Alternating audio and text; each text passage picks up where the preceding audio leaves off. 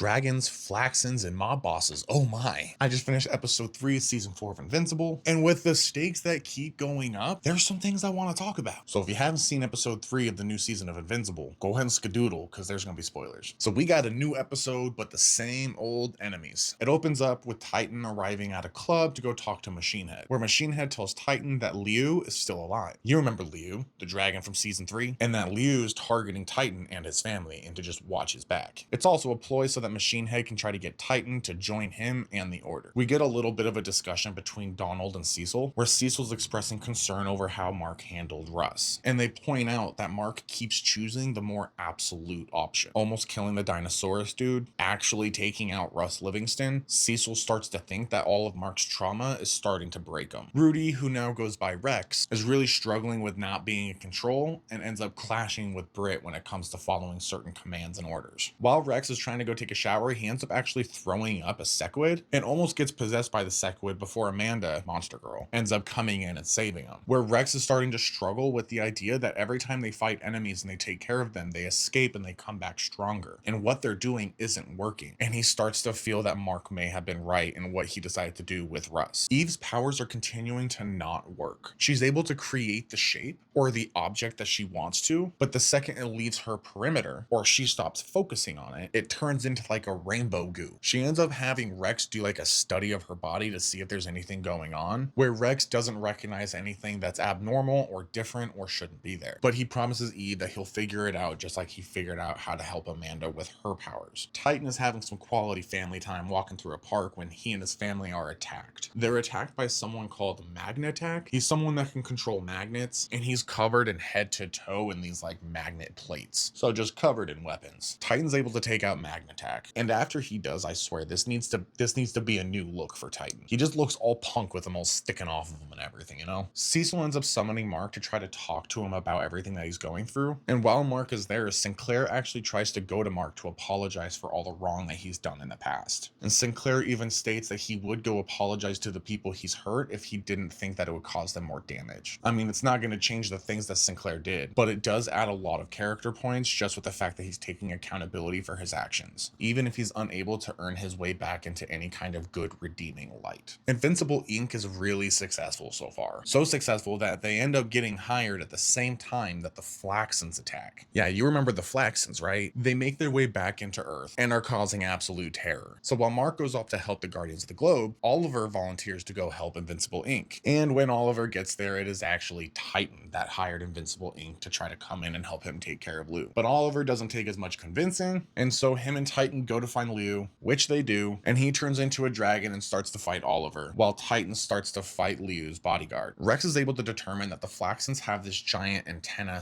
/ radio satellite that's pushing out a signal that's allowing the Flaxxans to stay young and to not be affected by Earth's time stream. They also came more prepared. They brought the robots so they could fight Omni-Man, but since Omni-Man's not there anymore, they ended up taking on Invincible, and they were difficult for Invincible to get any kind of hits on. Something where I wouldn't be surprised if Cecil tried to take the plans of that so that he could have that in his back pocket as well. Amanda and Rex are able to make it through the Flaxxan portal, where they're able to destroy the giant satellite that's pushing out the signal that cancels out Earth's time stream, therefore making all the Flaxxans on Earth age at an accelerated rate. Rex discovers that there's an entire army of Flaxxans that are ready to go through the portal and take on Earth. He lets the Guardians know, and the Guardians start to run towards the portal to also go through to take care of that threat over there. One of the Flaxxans sees this and crawls through the portal and shoots a tower that ends up shutting down the portal, cutting himself in half, and also trapping Rex and Amanda over in the Flaxxan universe. Mark rushes off to go save Oliver from Liu. Liu's able to grab his bodyguard and his body and escape the scene. Mark, recognizing Titan, starts beating the holy heck out of Titan, almost with the intent that he's going to kill Titan as well, before Oliver practically has to beg Mark to stop. The end of the episode comes, and Mark wakes up in a panic. Eve's not in bed, so he goes out to the hallway where she's in the bathroom and asks if she's okay, where we end up seeing that Eve is pregnant, and that is why her powers are acting all wonky. My biggest question is, how did Rex not catch that? He was literally scanning. I don't know. But those are just my thoughts on episode 3 of season 4 Invincible. What are your thoughts on the season so far? And what are you hoping to see before the end of the season? Drop your thoughts in the comments below.